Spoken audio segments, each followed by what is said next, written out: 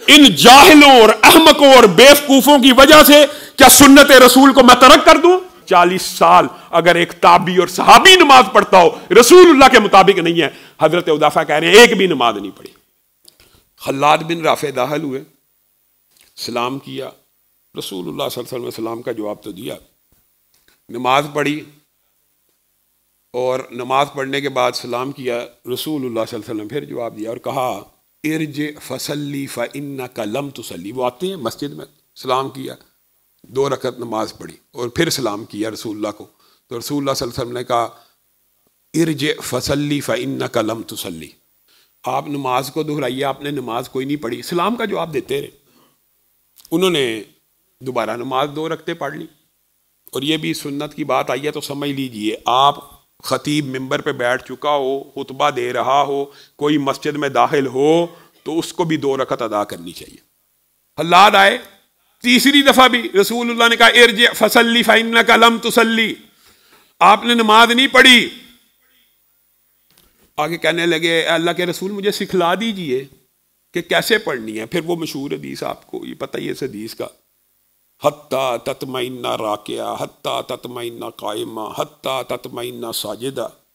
اللہ کے بندے جب رکوع کیا کر تو اتنا تو کیا کر کہ تمام اعضاء سیدھے ہو جائیں اور جسم اطمینان میں آ جائے۔ اطمینان سے مراد یہ ہوتی ہے کہ تحرک ختم ہو جائے، یعنی حرکت، ایسا بندہ رکوع میں گیا حرکت ختم کیے بغیر رکوع سے سر اٹھا لیا۔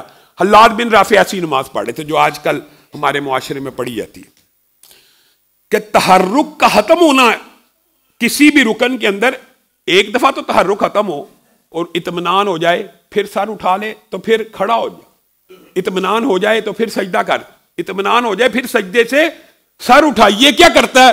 رکوع میں گیا ساتھ ہی سر اٹھایا، ابھی سر سیدھا نہیں ہوا، سجدے میں گیا سجدے میں سر سیدھا نہیں ہوا، سجدے سے سر اٹھا لیا۔ ارجع فصلی فإنک لم تصلی، تو نے نماز ہی نہیں پڑھی۔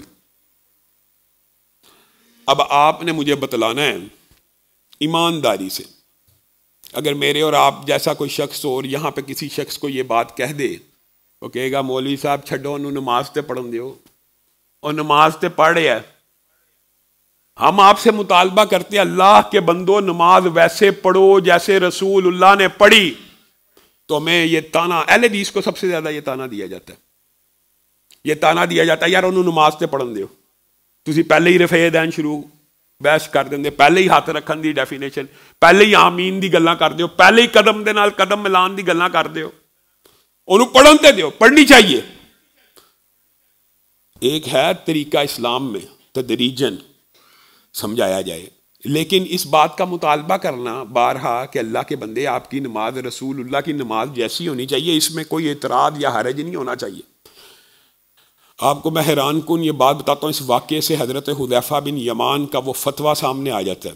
حضرت حذیفہ کی زندگی کے اندر، یا کسی مولوی کا فتویٰ نہیں ہے، بعض لوگ یہ سمجھتے ہیں یار اہل حدیث، اب وہ چند جمعے آپ کو پتہ ہے ان کے جوابات دیے تو وہ اپنی طرف سے اب جواب دینے کی کوشش میں مشغول ہیں کہ یہ جی دیکھیں جی حدیث کو اور سنت کو کہاں لے گئے ہیں، اور بھائی کہاں لے کے گئے ہیں؟ جو اس کا مقام ہے وہیں پہ رکھا ہے۔ حدیث اور سنت کے بغیر دین مکمل ہی نہیں ہے، حدیث اور سنت کے بغیر دین کا کوئی تصور ہی نہیں ہے، تصور ہی نہیں ہے، حدیث اور سنت کے بغیر دین ہے ہی نہیں، کوئی چیز نہیں۔ حضرت حذیفہ بن یمان کے سامنے ایک تابعی ہے، یا بعض لوگوں نے لکھتا ہو سکتا صحابی بھی ہو، تابعی لگا لیجیے، ایک تابعی انہوں نے ایسی ہی نماز پڑھی، تو وہ بار بار اس کو کہتے ہیں ارجع فصلی فإنک لم تصلی، واپس لوٹ جائیے، آپ نے نماز نہیں پڑھی، واپس لوٹ جائیے۔ اس نے کہا مجھے اس سے اچھی آتی نہیں، اس تابعی یا صحابی نے کہا مجھے حذیفہ اس سے اچھی آتی نہیں، تو حذیفہ نے کہا منذ کم تصلی ہکذا، کتنے عرصے سے ایسی نماز پڑھ رہا ہے؟ تو اس تابعی نے، یہ کوئی عام امتی کی بات نہیں، یا صحابی نے کہا کہ 40 برس ہو گئے میں ایسی نماز پڑھ رہا ہوں۔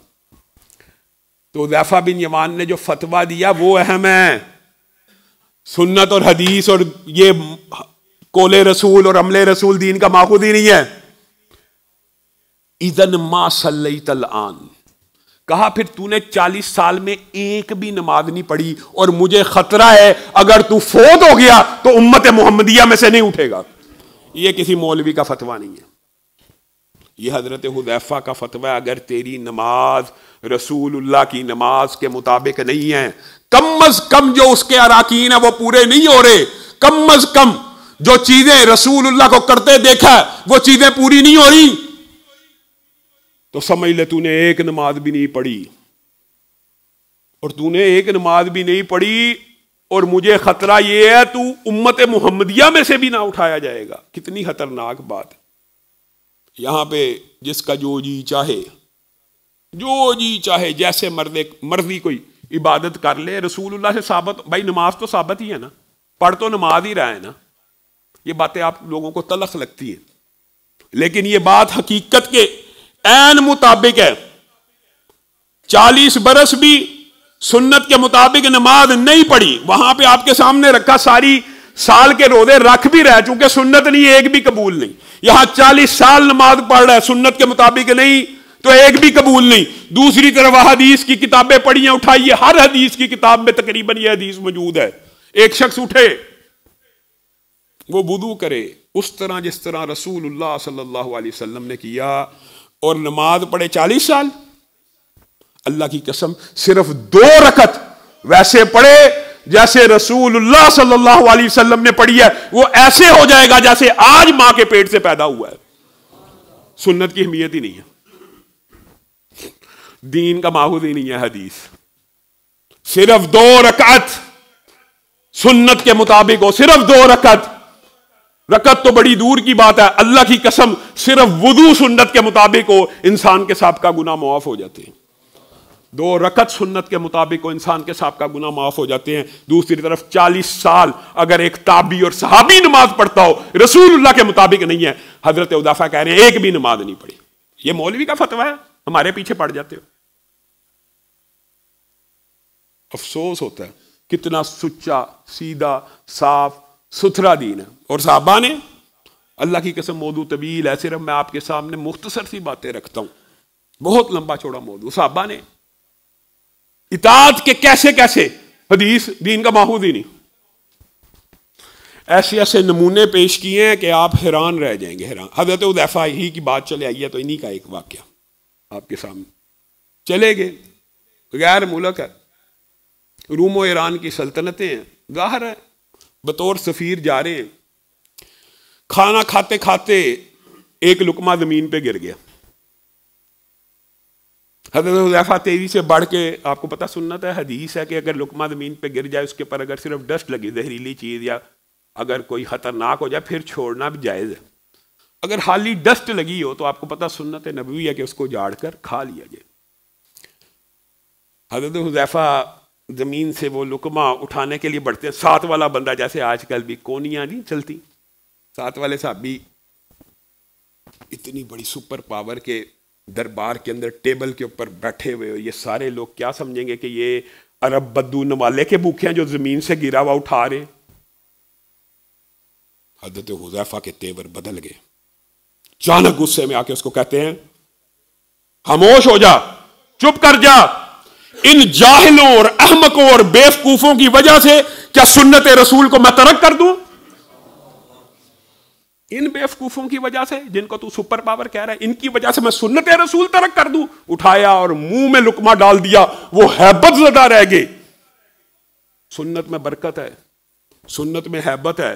اگر آپ نے یہ ہیبت کا اندازہ آج کے معاشرے میں دیکھنا ہو تو افغانستان میں پگڑی اور شلوار کو ٹہنے سے اوپر رکھنے والے لوگوں کی ہیبت سے اسرائیل اور کفر کے ایوان لرزتے ہوئے دیکھ لے، صرف پگڑی کی وجہ سے، صرف ٹہنوں سے اوپر شلواروں کی وجہ سے، صرف حلیہ رسول کی ہیبت ہے، صرف حلیے کی، تو عمل کی کیا ہیبت ہوگی؟